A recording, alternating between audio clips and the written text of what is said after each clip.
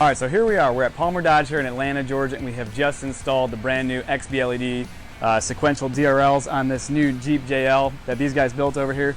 Thing is pretty sick. Deserves a set of pretty badass DRLs too. As you can see, the one on the driver's side has a full sequential turn signal. This is the OEM LED package, as you can see from the headlights and the DRL on this side. Standard turn signal. Another difference that you're going to notice is that the lens on this one is fully smoked, so a little bit of a more neutral, darker appearance compared to this one, which is clear.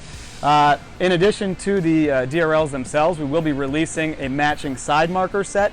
So for those of you who don't like the OEM amber appearance of the stock LED ones, you'll have a matching amber side marker that'll go along with it. In terms of fit and finish, OEM quality right there.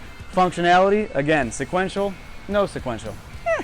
And of course they have the white LED daytime running light too. So we'll get some different shots of this thing running on the truck here so you can see just what they look like mounted up.